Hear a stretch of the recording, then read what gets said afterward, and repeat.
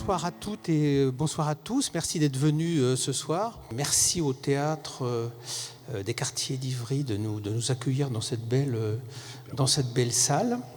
Nous accueillons ce soir Rudy Bord.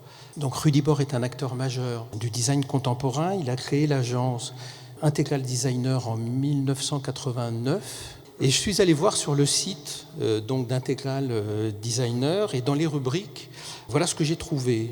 Un design transversal, un design interdisciplinaire, un design civique, un design polymorphe et contextuel. Transversal, interdisciplinaire, civique, polymorphe et contextuel. Dans le monde du design graphique, on n'est pas complètement habitué à trouver ces qualificatifs. Et peut-être disent-ils de la particularité de l'approche citoyenne de Rudy Bord.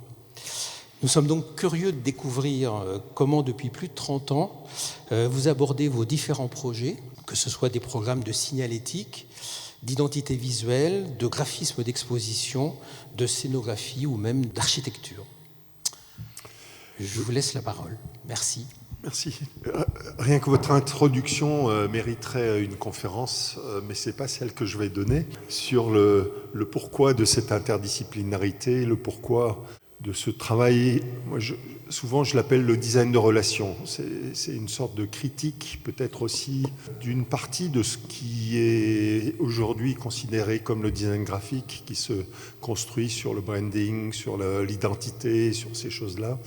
Je pense qu'on est là dans une fausse voie et qu'il y a peut-être d'autres possibilités de représenter des institutions, de travailler sur la question de la reconnaissance d'éléments et comment faire que tout ça, en effet, ait une dimension civique et une dimension citoyenne. Donc c'est des choses sur lesquelles j'ai essayé de réfléchir et j'ai essayé de proposer des alternatives. J'ai sorti un vieux projet qui me tient beaucoup à cœur. C'est un mémorial qu'on a fait dans les années 2000 et quelques pour les déserteurs. Ceux qui refusaient, durant la Deuxième Guerre mondiale, côté allemand, mais c'est vrai pour tout le monde, qui refusaient de tirer sur l'autre, qui refusaient de suivre les ordres d'un dictateur et donc qui se mettaient hors logique de guerre. Et je crois qu'aujourd'hui, les grands héros de notre situation actuelle, c'est quand même ces Russes qui, au risque de leur vie, décident de ne pas tirer. Donc, hommage à ces déserteurs, c'était un monument qui évoquait cette chanson de Brassens que j'aime beaucoup, qui dit hommage à celui qui n'a pas baissé les yeux lorsque tous les autres se sont pliés. Et je crois qu'on est aujourd'hui dans un temps de cet ordre-là. Est-ce qu'on est capable encore de ne pas baisser les yeux, de ne pas obéir? Donc, hommage au soldat qui a refusé de tirer. Et bien entendu, hommage à celui qui peut-être a caché une personne ou qui, à un moment, a désobéi. Et je crois qu'on est aussi dans une situation où la désobéissance est parfois nécessaire pour porter une dimension humaniste. On est obligé de désobéir pour pouvoir arriver à à se sentir humain. Et puis on nous a demandé un deuxième mémorial aussi de déserteurs. Je suis un peu le spécialiste en Allemagne de la désertion. Et c'est assez intéressant parce que ce mémorial-là a servi, je ne sais pas s'il sert actuellement, mais au moins pendant la guerre d'Irak, les soldats déserteurs américains se retrouvaient et se faisaient les selfies. Donc il y a une culture des selfies des déserteurs sous ce lieu. Il y a de quoi être un peu fier. Et là, on était dans un bois, un budget beaucoup plus petit, et il fallait là aussi dire qu'à cet endroit-là ont été abattues des personnes qui ne voulaient rien faire d'autre que de ne pas y aller, que de ne pas obéir aux ordres. Alors on a fait un élément plus modeste, et c'est juste une stèle verticale et parfaite dans un bois qui, lui, est bien entendu pas parfait. Alors on va poursuivre dans une autre dimension qui a trait aussi à ces questions-là, parce que, et c'est intéressant l'histoire quand même, si on gratte un peu, c'est une prison qui qui est à Lyon, la prison de Montluc, qui a été une prison militaire d'abord, qui a été une prison commanditée, je dirais, par un certain maréchal Pétain, mais pendant la Première Guerre mondiale. C'est le lieu où il voulait enfermer les déserteurs, enfermer tous ceux qui filaient pas droit dans l'armée française. Alors cette prison s'est poursuivie après, c'est devenu la prison vichiste, et puis ensuite ça a été la libération, les collaborateurs, puis une sorte de superposition entre collaborateurs et l'Indochine, puis l'Algérie, puis c'est devenu le haut lieu des peines de mort, et ça a fini en prison pour femmes. Donc voilà, l'histoire de 100 ans d'une prison, et comment parler de ça. On a questionné plein d'historiens.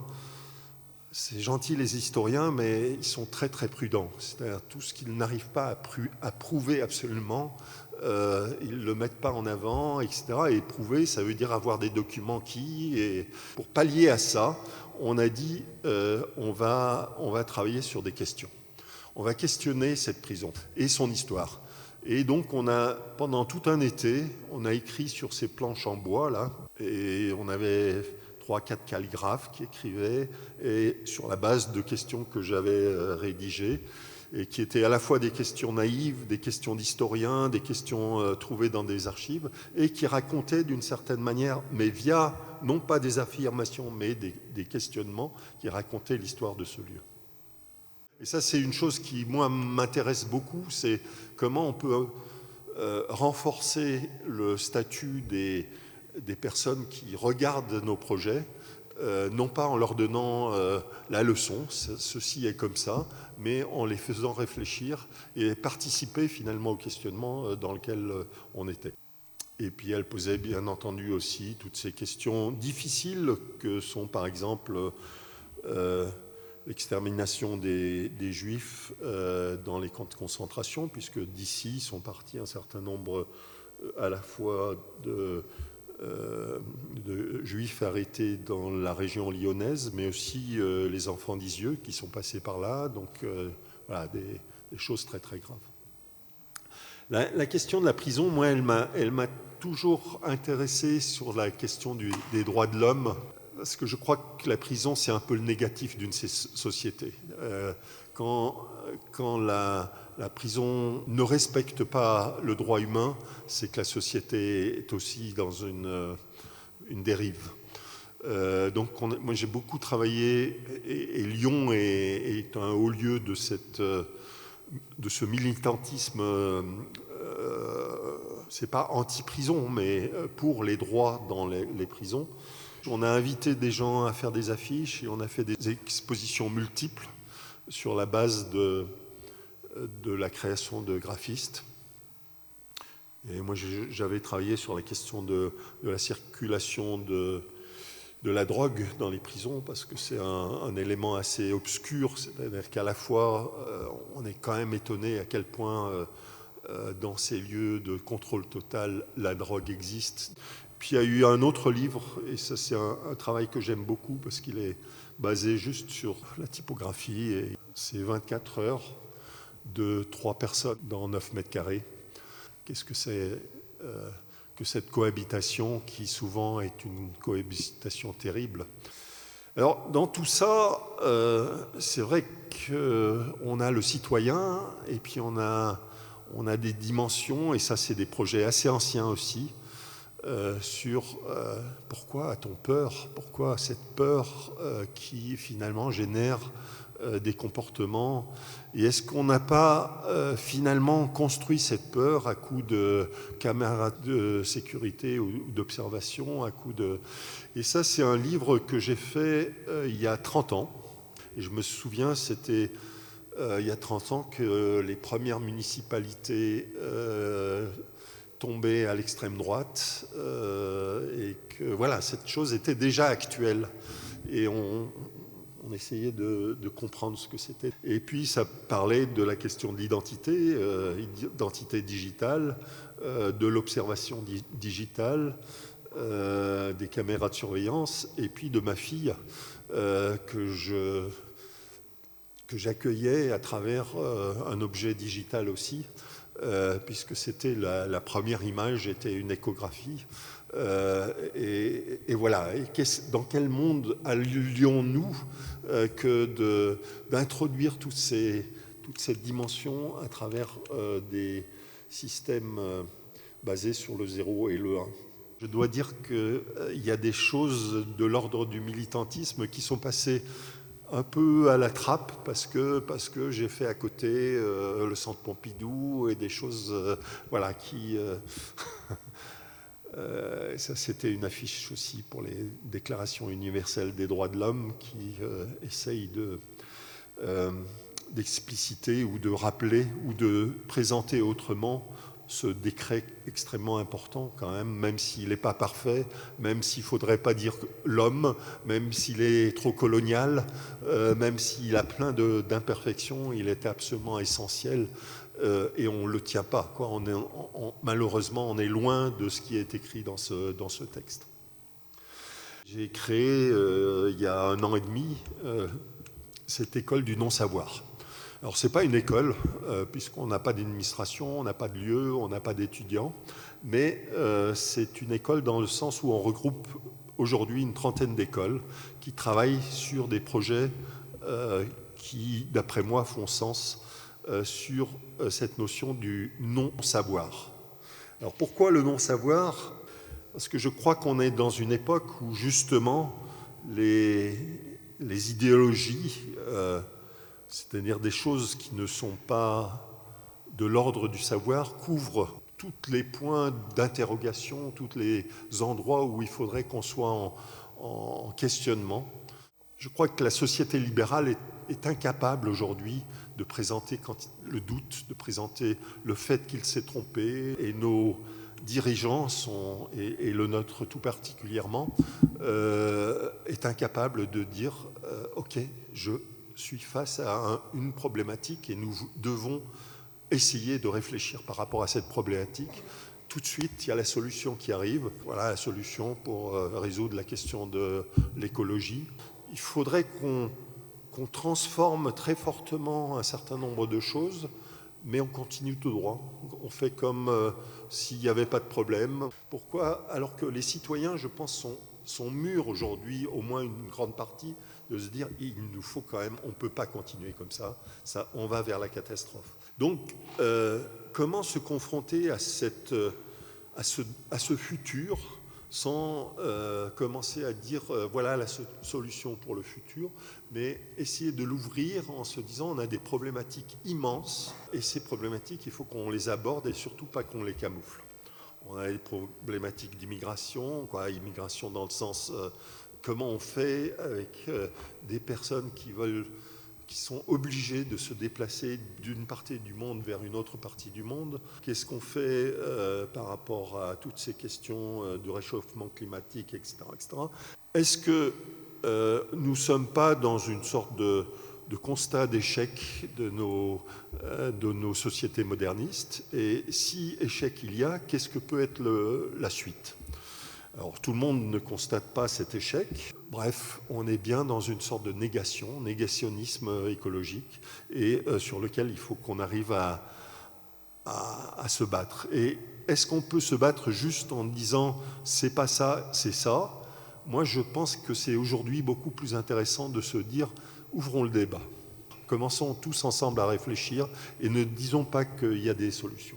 Donc sur cette base, on est parti sur une idée très simple, c'est les panneaux pédagogiques qui existaient dans nos écoles, existent encore, où l'instituteur ou le professeur avait un support qui permettait une narration. Donc on n'est pas du tout dans l'affiche, on est dans un autre type de visualisation et de narration qui peut se passer sur des niveaux différents et qui ouvre finalement des questions. Alors, ce qui nous intéresse, c'est est-ce qu'on arrive à faire ça sur ce qu'on ne sait pas. Donc pas sur des réalités, mais sur des choses complexes. Ce qui est questionné derrière ça, c'est aussi la question de l'image. Est-ce qu'on sait faire des images qui ne sont pas des affirmations, donc qui restent dans ce questionnement, qui restent dans cette ouverture ? Et pour expliquer ça, j'essaye toujours de présenter cette affiche qui me plaît beaucoup, d'une étudiante de l'ENSAD, qui a essayé de rassembler toutes les représentations de la Terre avant 1960, avant que cette image arrive. Donc tout ce qui est avant, c'est de l'imaginaire, c'est-à-dire on n'a pas d'image, mais on essaye de la représenter. Et c'est intéressant parce que ça a créé des imaginaires réels, des imaginaires faux. On sait qu'aujourd'hui, on a encore, paraît-il, 10% des Français qui pensent que la Terre est plate. On a des choses, des croyances, on a des choses comme ça. Et arrive cette image des premiers satellites et qui montre notamment que notre Terre est bleue. Ce qui n'était pas du tout attendu, même par les spécialistes. C'est assez intéressant. C'est là où s'est passé un étonnement. Ce n'était pas du tout sur la géographie de la Terre, mais c'était sur la couleur de la Terre. Et puis après, qu'est-ce qu'on fait? Une fois qu'on a cette image qui est posée, et à partir de là, comment représenter la Terre? Et ça, c'est assez intéressant parce que c'est un nouveau exercice pour les graphistes et pour les géographes et autres choses. C'est comment présenter la Terre différemment, comment, par exemple, la faire pivoter pour dire notre manière de représenter la Terre est une manière coloniale, alors que pourquoi pas l'Australie en haut? Il n'y a rien qui prouve que nous sommes en haut. On peut déconstruire toute la cartographie qui a précédé. Et puis, on peut aussi s'imaginer de nouvelles choses. On peut faire le travail d'illustrateur qui est l'introduction de nouveaux imaginaires, mais en sachant que cette chose existe malgré tout. Et c'est sur ce va-et-vient qu'on essaye de construire ce travail sur le non-savoir. Alors, on l'a commencé comme ça, c'était un projet pour un pavillon français dans la Triennale de Milan, qui devait être un truc qu'on tirait, une expo qu'on tirait et où on regardait des choses, des panneaux comme dans les classes. Et puis, c'est devenu une exposition. Et aujourd'hui, on a 30 écoles qui travaillent sur des thèmes. Chacun choisit son thème, mais qui tous ont trait au non-savoir et qui tous acceptent cette syntaxe. C'est-à-dire le panneau pédagogique. Et donc, les thèmes sont très, très différents. À la fois, il y a des thèmes sur l'immigration, sur le cerveau, sur des maladies où on perd la connaissance, sur la 6e extinction. Il y a des choses sur le gender, il y a des choses sur la peur. Voilà. À la fois des sciences humaines et des sciences dures. Alors, l'exposition va avoir lieu au CNAM et à Estienne. C'est des lieux quand même où le savoir semble très très maîtrisé, surtout le CNAM, c'est les ingénieurs, hein. Et je suis très heureux de pouvoir rentrer là-dedans le doute, c'est-à-dire comment arriver à se dire pour continuer la recherche, il nous faut désapprendre. Il ne s'agit pas de douter et d'introduire du faux, il s'agit juste de se dire si aujourd'hui on ne remet pas à zéro la pendule et on ne réfléchit pas sur est-ce que cet objet est vraiment nécessaire? Ce n'est pas uniquement la question comment on pourrait le faire pour qu'il soit moins polluant, c'est aussi se dire est-ce qu'il est nécessaire? Est-ce qu'on en a besoin? Est-ce que notre relation ne pourrait pas se faire qu'on s'organise autrement pour qu'il n'y ait pas besoin de micro et d'autres choses? Alors la question de l'école, moi, elle m'intéresse beaucoup aujourd'hui. On a des choses à transmettre ou on a peut-être à penser ensemble. Et donc, j'ai décidé ou j'ai commencé à faire des écoles dans des parkings. Et parce que le parking, c'est génial, il y a un espace énorme. Et donc là, par exemple, je suis dans le parking Gutenberg à Strasbourg. Et bien entendu, dans le parking Gutenberg à Strasbourg, c'est normal qu'on apprenne la typographie. Et donc chaque place de parking est un panneau sur lequel on présente une police de caractère, on présente son auteur et on présente le pourquoi de cette police, qu'est-ce que son auteur a pensé par rapport à cette chose-là. Donc voilà, on se promène dans plusieurs siècles de typographie et ce lieu devient un lieu de connaissance, c'est-à-dire celui qui se gare peut éventuellement, tous ne le font pas, se dire tiens, c'est quoi cette police, etc., etc. Et là, je viens de finir un parking sur la couleur, donc où on explique qu'est-ce que la couleur, à la fois sur ces questions de spectre de couleurs dans l'architecture. Sur chaque étage, on a un certain nombre d'explications, depuis Pastoureau jusqu'aux les symboles de la couleur, les traductions de couleurs, les cercles de couleurs, etc., etc. Donc on est dans une véritable école. C'est à côté d'un centre commercial. Les gens ne viennent pas pour ça, ou peut-être que oui, peut-être dans quelques temps. Et c'est ce pari-là qui m'intéresse beaucoup. Est-ce qu'on peut se dire que ces lieux deviennent des lieux où se passe autre chose que cette chose un peu stupide qui consiste à garer sa voiture et à la reprendre quelques heures après, en sachant que sur le plan urbain, le parking est quand même une chose, au moins encore pour quelques années, très important, parce qu'il s'agit d'éliminer les véhicules arrêtés sur la surface de la Terre et dans les villes pour laisser de la place aux autres, aux piétons, aux cyclistes, etc., etc.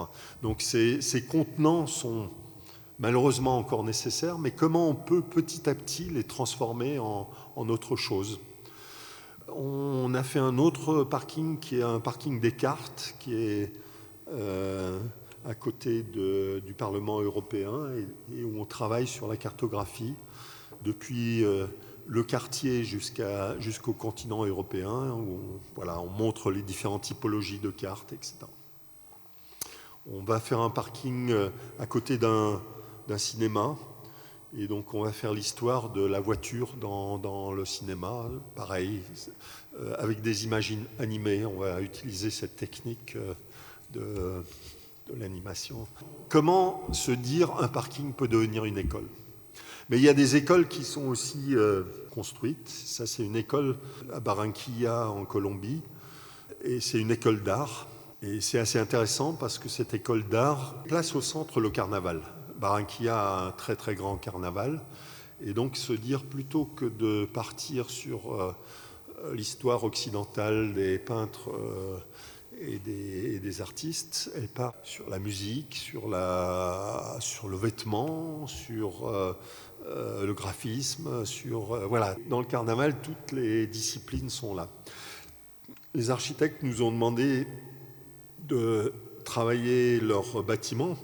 Leur bâtiment est un bâtiment très brut, peu cher, et qui travaille surtout sur la question du vent, puisqu'on est dans des températures très très chaudes, comment faire circuler le vent dans un bâtiment, et malgré tout créer des salles de classe. Et il nous a demandé finalement de transformer ce bâtiment brut en une école du carnaval, et c'est ce qu'on a fait à partir de ce travail de mosaïque, en sachant que ces carreaux sont fabriqués sur place par des artisans locaux, et c'est devenu une place publique assez... on ne le voit pas sur ces photos parce que c'était tôt le matin, mais assez utilisée et assez choyée. Et en même temps, une sorte d'accompagnement ou de représentation de cette folie qui peut exister dans un carnaval et qui devrait exister dans cette école. Donc on la voit toujours à travers les vitres. On est en permanence confronté avec cet escalier qui nous mène vers l'imaginaire. Alors j'ai d'autres, comme ça, obsessions ou militantisme, notamment la question des langues est une chose qui m'intéresse comme typographe, mais aussi comme personne qui travaille dans l'espace public. C'est une chose qui a commencé lorsque nous avions travaillé sur la Cité internationale universitaire avec André Baldinger, et où on avait travaillé sur comment pouvons-nous trouver des formes de caractères qui émanent d'autres cultures, mais qui peuvent être utilisées dans notre fonctionnement latin. C'était une sorte de première introduction sur le plurilinguisme dans un lieu qui, bien entendu, exprimait cette internationalité. À l'époque, c'était assez nouveau. C'était un système qui permettait, sur la base de hasard, quand on tapait sur le haut, il y avait des formes différentes qui sortaient, et on avait préparé pour chacune des lettres des caractères venant d'autres cultures. Et tout ça a été positionné sur la signalétique, malheureusement, aujourd'hui, très mal en point, parce que, comme toujours, de nouveaux directeurs imposent des changements, et donc aujourd'hui, il y a du Decaux au milieu de tout ça, c'est une aberration totale. Voilà. Mais qu'importe, ce qui m'a intéressé dans cette photo, c'est que quand on fait de la signalétique, il n'y a pas que cette dimension du wayfinding, qui est la traduction anglaise de signalétique.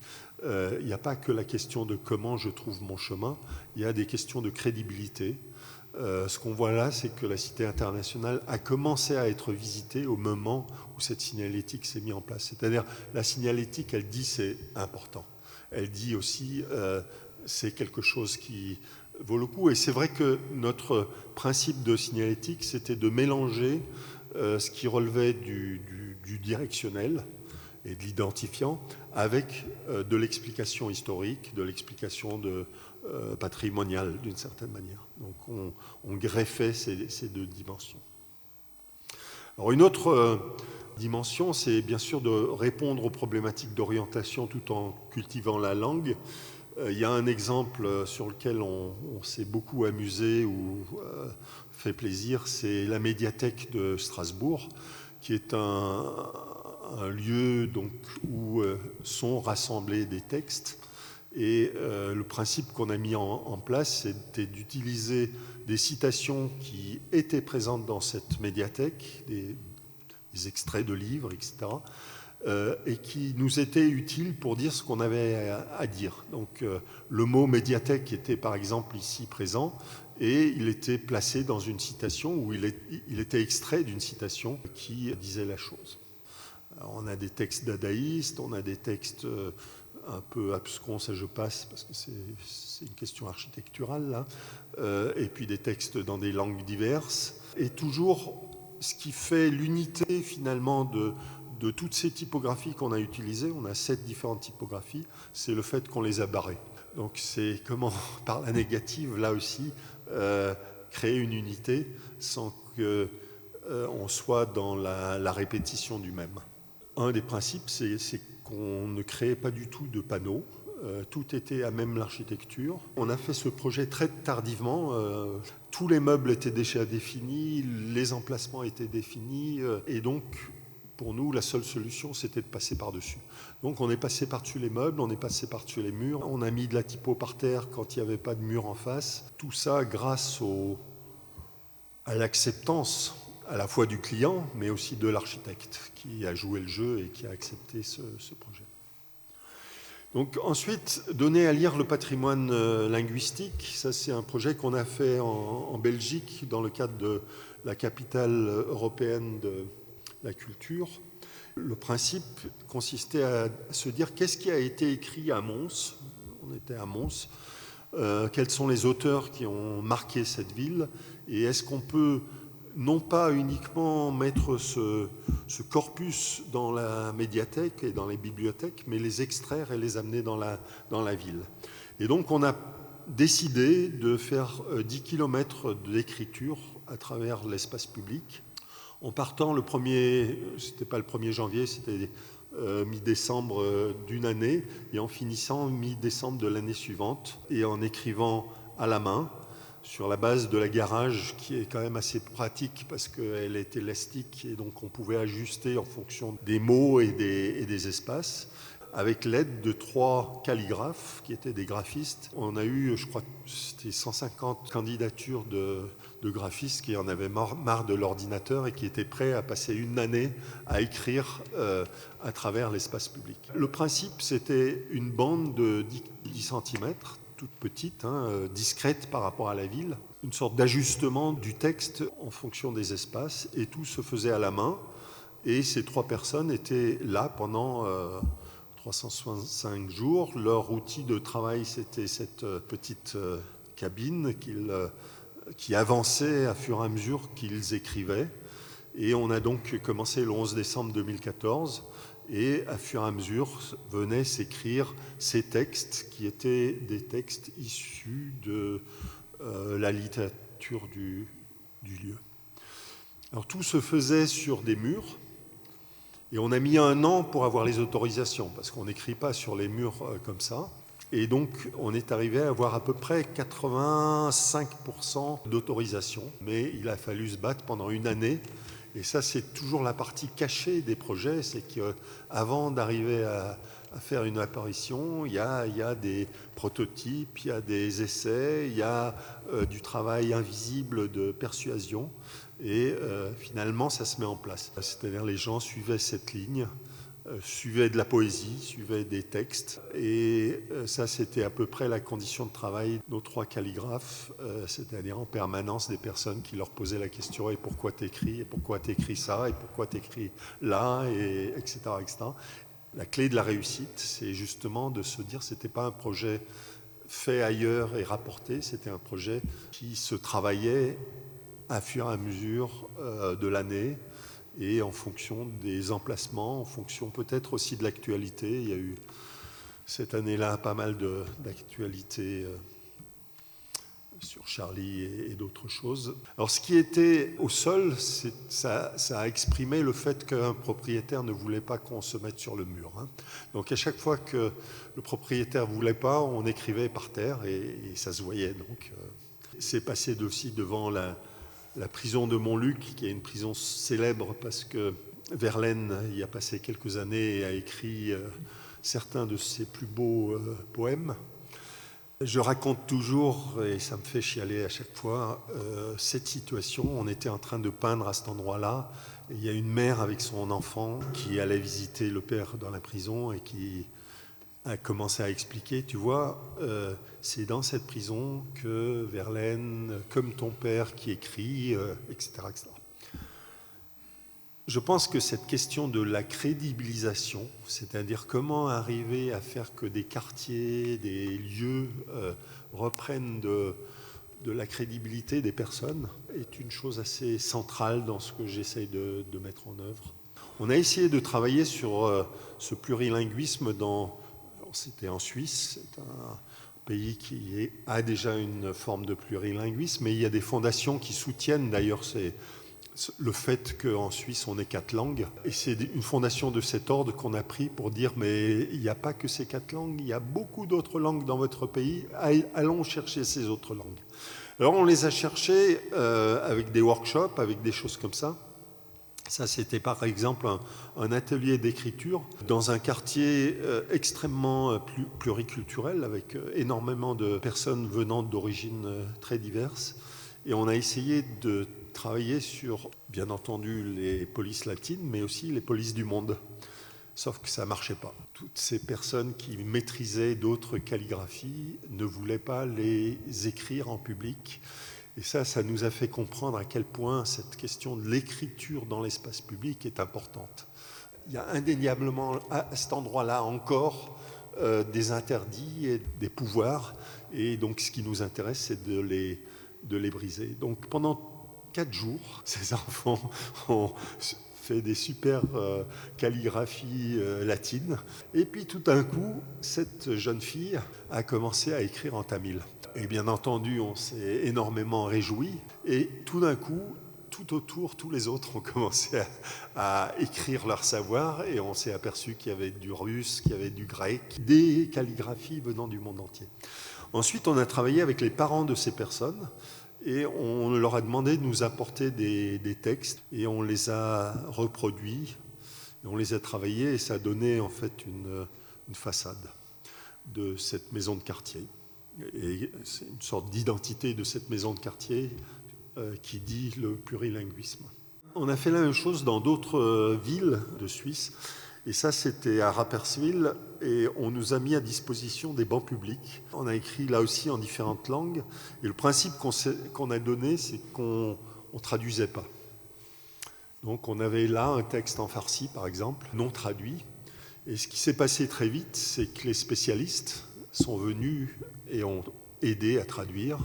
Et ça a créé, bien entendu, des dialogues extrêmement intéressants sur, d'une part, certains qui croyaient que c'était des graffitis malfaisants, Et eux pouvant dire non, il s'agit d'un poème sur le sable et le vent, et c'est notre littérature, etc. Voilà, c'est aussi des actes de recrédibilisation qui, moi, m'importent beaucoup dans ces projets que nous essayons de mener. D'autres endroits où des choses comme ça ont été faites, des écoles, et toujours sur le plurilinguisme. Ça, c'est dans le Valais, c'est des ponts. Parce que d'un côté de la rivière, de l'autre côté de la rivière, on ne parle pas la même langue, mais on a toujours cette présence d'autres langues. Donc c'est tous les ponts entre deux villes dans le Valais. Ensuite, la question de la réappropriation. Quand on regarde l'inscription dans l'espace public, elle est totalement dominée par deux facteurs. C'est d'une part la séduction, le commerce, et puis d'autre part les interdits. Les avertissements, ce qui finalement nous oblige. Et ce qu'on a essayé dans ce lieu-là, avec le soutien d'un maire qui est très républicain dans le sens civique, qui a joué le jeu avec nous, c'était de se dire, est-ce qu'on peut redonner l'écriture aux citoyens? Est-ce qu'on peut donner l'inscription aux citoyens? Donc ça s'est fait en différentes manières. D'une part, on a créé une sorte d'école de la calligraphie avec des spécialistes. Et le principe, c'est que chaque semaine, le programme de ce qui se passait dans la ville était écrit par des calligraphes apprentis ou professionnels. Et petit à petit, la population a vraiment pris en main cette chose et a commencé à chaque fois créer de la typographie qui faisait sens par rapport à ce qu'ils avaient à dire. Dans ces débats qui se sont passés à ces moments-là, tout d'un coup, on a eu des propositions de faire un mur de l'actualité, un mur de la philosophie. Et on est arrivé à convenir avec le maire et ses adjoints qu'on pourrait créer une loi locale qui consiste à dire, dans cette ville, c'était plus un bourg, c'était Nègrepelisse, tout ce qui est inscrit doit l'être sur place. Le supermarché a le droit de mettre son enseigne, mais il faut qu'il vienne la peindre sur place. Et ça a marché. Un matin, on a commencé à se dire, il faut quand même qu'on rentre maintenant dans la ville, et peut-être que la première étape, ce serait de travailler sur la mairie. Et sur la mairie, il n'y avait pas liberté, égalité, fraternité, ce qui est quand même une loi. Et j'ai téléphoné au maire en lui disant mets-toi en conformité avec la loi. Et il m'a dit oui, d'accord. Donc on a peint en noir les 3 fenêtres qui étaient de toute façon bouchées. Et puis on a commencé à écrire liberté, égalité, fraternité à la craie. Parce que l'idée, c'était que de temps en temps, un nouveau typographe vienne et l'écrive autrement et que ça devienne vraiment non pas un slogan mort, mais un lieu de confrontation. Et puis, crédibiliser la poésie, c'est-à-dire la diversité à travers des cultures. C'est un projet qu'on a fait à Sarcelles, donc dans une ville des grands ensembles, hein, dans une ville très très normée, très très planifiée, je dirais. Et quand on a fait la visite de ce lieu, on a passé 2-3 jours à visiter, à comprendre, etc., etc. Ce qui était toujours formidable, c'est que de ces bars sortaient des personnages habillés de toute l'Afrique. Donc le vêtement était l'expression en fait de la différence. Par le vêtement, ça veut dire par le tissu. Et on a donc décidé de travailler sur cette question du tissu en considérant que chaque culture a son tissu et que le tissu peut être aussi un support pour venir transporter de la poésie. Et là aussi, on a des poésies du monde entier. Ça, c'est les 3 images qu'on a montrées au maire en disant, bon, on va essayer ça. Peut-être que si tout va bien, on arrivera à ça. Je ne pense pas qu'on arrive à ça, mais l'idée, c'est de venir monter sur votre bâtiment un travail fait tous ensemble qui permet à la population de choisir des poèmes, de choisir du tissu, d'écrire, de coudre et de travailler ensemble. On a démarré avec une exposition sur le tissu, sur les cultures du tissu. Et puis on a travaillé surtout dans un premier temps dans les maisons de quartier, les lieux d'association, etc., à essayer de faire émaner des textes, de faire émaner des propos autour de cette exposition. Et on a décidé de d'ouvrir un atelier en bas de l'immeuble et de faire que la population participe à cette fabrication. Et ça a été des moments absolument merveilleux où le partage s'est fait autour d'un projet commun qui consistait à se dire qu'est-ce qu'on écrit sur cette et quelle matière on choisit, quelle couleur, où est-ce qu'on va le mettre, comment on compose, etc., etc. Et on voyait bien entendu une grande fierté des participants de ce processus. Mais ce qui est intéressant aussi du bas de l'immeuble, c'est que passait tout un tas de personnes, notamment les hommes, qui soutenaient le projet par des mots, voilà, on en voyait participer et tout ça se faisait en bonne entente. En finale, on est arrivé à ce que 80% des personnes acceptent que nous traversions leur appartement pour venir accrocher ces rideaux sur la façade. Et ça a été voilà, un moment de fête où ce qu'on a essayé de représenter, c'est la beauté du plurilinguisme, de la pluriculturalité, de la diversité, de tout ce que aujourd'hui on essaye d'effacer et de dire on a des racines communes, on n'est pas des végétaux. Et je vais finir avec un échec, un semi-échec. On a eu la chance de gagner ce concours sur le Grand Paris Express, donc concours de signalétique. Mais comme toujours, moi ce qui m'intéresse, c'est pas de répondre à ce qui nous est demandé, c'est d'essayer d'aller au-delà. Et derrière cette question de signalétique, il y avait indéniablement qu'est-ce que ça voulait dire que tout d'un coup on inclut les banlieues dans la ville. C'est un acte aussi fort que dans le 19e siècle, quand les grands boulevards sont devenus parisiens. C'est un acte d'élargissement et d'intégration d'une partie de la ville dans elle-même. Alors, banlieue, on sait très bien que c'est un mot qui a toujours été un mot négatif pendant des siècles, parce qu'on trouve des plans du XVIIe siècle où est écrit banlieue. Hein.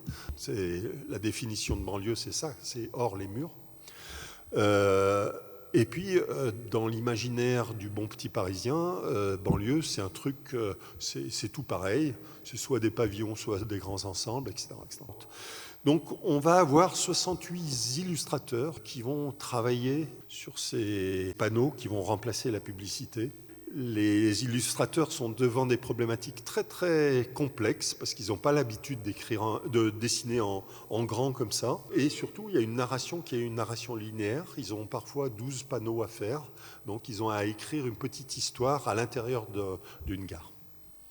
Là où j'ai perdu, et c'est un scandale, c'est sur la question du multilinguisme, puisque nous avons prouvé qu'il était possible de faire une signalétique en 5 langues, en français, en anglais, en arabe, en chinois et en espagnol, qui sont, si on additionne toute cette population qui maîtrise ces langues en 2e ou 3e langue, on arrive à 80% de la population mondiale. On était très fiers, on avait tout construit par rapport à ça.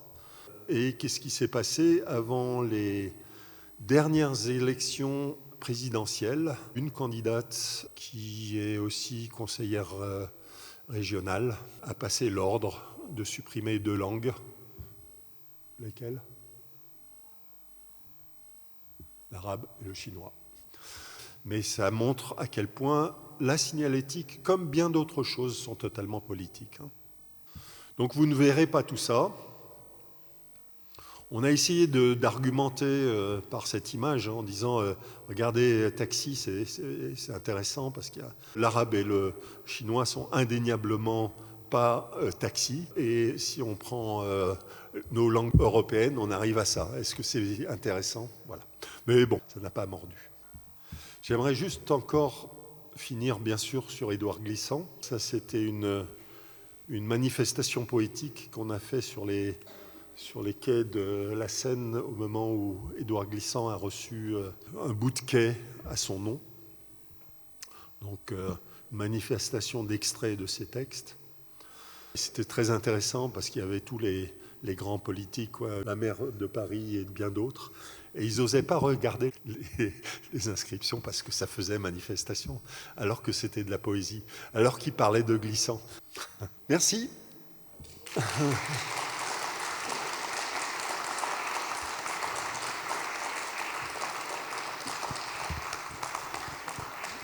Quelle est la différence entre l'écrit et l'image dans la perception des gens? C'est-à-dire, est-ce que les gens sont, prêts, vont accepter plus l'image ou plus l'écrit?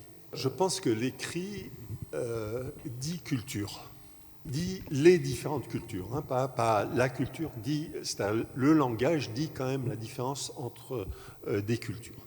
Et ça, c'est un point qui n'est pas aussi évident avec l'image, bien qu'on sache qu'il y a des différences sémiotiques, mais il faut un peu déjà travailler pour les reconnaître, alors que dans le langage, c'est clair, c'est ma langue. Et ce qui m'intéresse, bien entendu, c'est ce rapport entre un contenu, je dis quelque chose, et c'est en même temps une forme. C'est la typographie, hein, moi je trouve ça magique.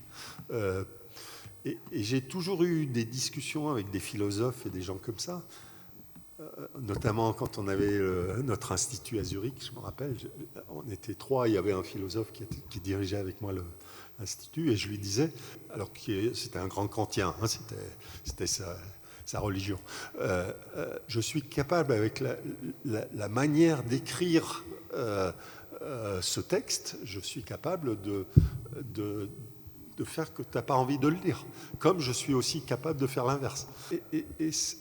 Et c'est une force incroyable que nous avons et qui est peut-être moins décodée que l'image.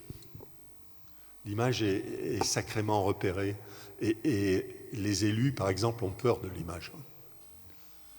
Ils ont moins peur du mot. Je reviens sur la médiathèque Malraux. Oui. C'est-à-dire, à un moment donné, nous, on est intervenus, mais tout était déjà fait, les murs étaient là, le mobilier était posé, tout était là. Quand on parle de la question de la commande, et de se décaler par rapport à la commande, est-ce que ce savoir-faire-là, justement, ne pourrait pas intervenir au début des projets? Et parfois, certains projets seraient différents s'ils avaient été conçus dans cette synergie. Ce que je revendique, puisqu'on a parlé d'intégrale à un moment, c'est de se dire il y a des problématiques qu'on peut essayer d'aborder sans être dans cette discipline. Et c'est finalement la partie la plus intéressante. Donc on peut très bien se partager un projet d'architecture, un projet en n'étant pas architecte. On voit en quoi nous, graphistes, par exemple, on pense l'espace autrement, on pense le temporaire, on a une culture incroyable de la transformation, on a une culture que les architectes n'ont pas. Donc on est complémentaires finalement. Après, voilà, donc on peut faire un projet ensemble, on peut démarrer un projet, on peut faire un concours. Après, il y a la grosse difficulté qui est financière et temporaire, c'est que l'architecte, il met parfois 20 ans pour sortir son projet et que nous, on n'a pas les épaules suffisamment fortes pour pouvoir tenir cette temporalité-là. Si on veut faire ça, il faut qu'on réforme aussi le statut de ces différents métiers et arriver à faire que économiquement et y compris dans la crédibilité, on arrive à être reconnu de la même manière. C'est-à-dire il y a ces moments où on pense ensemble et après il y a des moments de spécialisation. Et c'est important que l'architecte a sa compétence, nous on en a d'autres et là les projets se font malgré tout parallèlement. Moi je voulais juste te dire que ça fait un bien fou de voir que l'écriture dans la ville c'est terriblement humain et qu'on l'avait peut-être oublié parce qu'aujourd'hui c'est principalement publicitaire. Ouais, je trouve que ça belle perspective en tout cas. On va peut-être s'arrêter. Un grand merci. Merci à vous. Un grand merci à vous. Merci.